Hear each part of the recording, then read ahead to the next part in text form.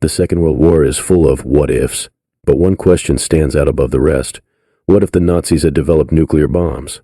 The outcome would have been drastically different, and the world should be grateful that it never happened. Despite having the resources and brainpower, something prevented them from succeeding. The story of the German nuclear weapons program is a fascinating one, filled with mistakes, famous figures, and brave soldiers. It remains one of history's most fortunate failures. Number 5. It had a head start. During the first half of the 20th century, Germany held a prominent position in the field of science. Their contributions to physics were remarkable, including the accidental discovery of nuclear fission in 1938. This groundbreaking revelation was swiftly comprehended by scientists, who recognized its potential applications. By April 1939, the Germans had established the Uranverein, also known as the Uranium Club, a covert program dedicated to developing nuclear weapons. With the involvement of some of the world's most brilliant minds, an abundance of resources, and the support of military leaders, it appeared that the German project possessed every advantage imaginable. At that time, the concept of the Manhattan Project hadn't even materialized. However, despite these favorable circumstances, German efforts to create nuclear weapons came to a halt long before the Manhattan Project gained momentum. In fact, they never even came close to achieving their goal. Instead, the Germans redirected their resources towards conventional weaponry, while their nuclear project shifted its focus to the invention of a nuclear reactor. The reasons behind Germany's failure to capitalize on their initial advantage cannot be attributed to a single cause, but rather a combination of various factors. Number 4. Famous scientists worked on it. Just like the Manhattan Project, the Uranium Club brought together some of the most brilliant minds of its time. One of the key figures in this group was Werner Heisenberg, a renowned physicist who had won the Nobel Prize for his groundbreaking uncertainty principle. Despite facing setbacks in his own career due to Nazi ideology, Heisenberg remained dedicated to his country and took on the role of scientific head for the project. Although he had opportunities to work in the United States, his loyalty to Germany kept him from seriously considering leaving. Working alongside Heisenberg was Carl Friedrich von Weizsäcker, another exceptional theoretical physicist.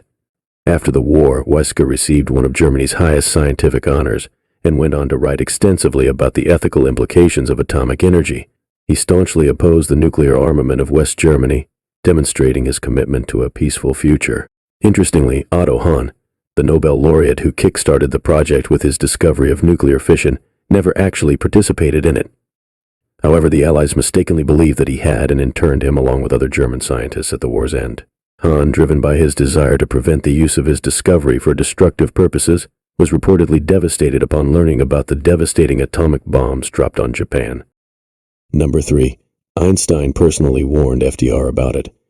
The involvement of Albert Einstein in the Manhattan Project is often misunderstood. While he did not directly work on the project, its origins can be traced back to a letter he sent to President Franklin Roosevelt in 1939. In this letter, Einstein warned the president about the possibility of the Germans developing a nuclear bomb.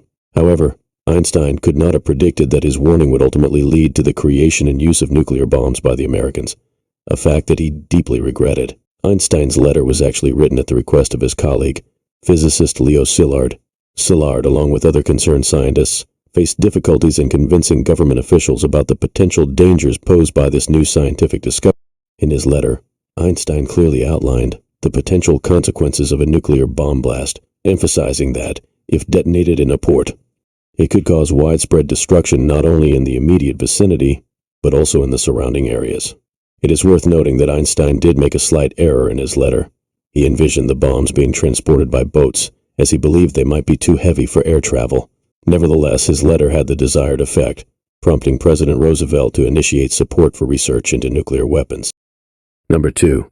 A famous and mysterious meeting of the minds.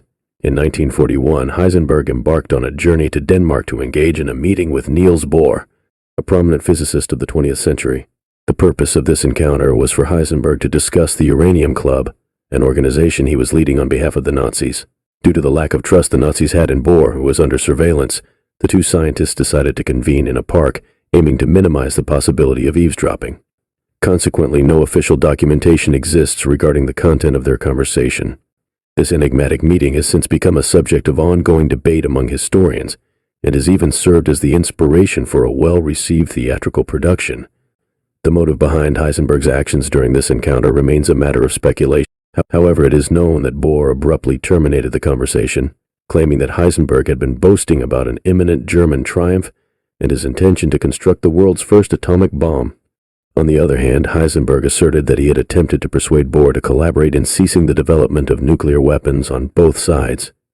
His strategy involved scientists presenting arguments that emphasized the prolonged duration and exorbitant costs associated with the creation of such weapons. However, Heisenberg refrained from explicitly expressing this due to the treasonous nature of his proposal, which ultimately led to Bohr misunderstanding his intentions. Number 1. Beyond Hitler's comprehension. Many scientists quickly grasped the significance of nuclear physics, but non-scientists struggled to comprehend its revolutionary potential.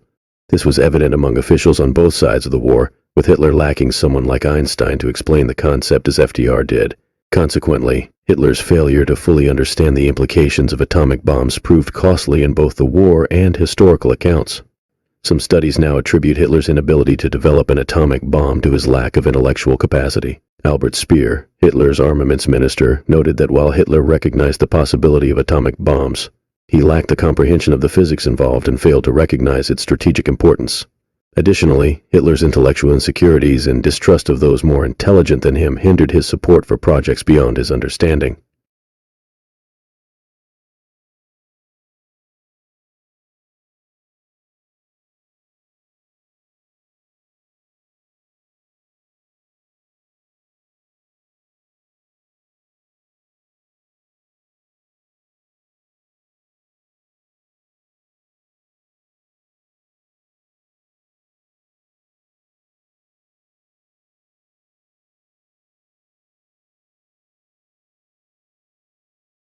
Despite the approval of the Uranium Club, the Nazi leadership did not provide the necessary support for the project to succeed. While they funded laboratory research, they refused to scale up the project to an industrial level required for bomb development.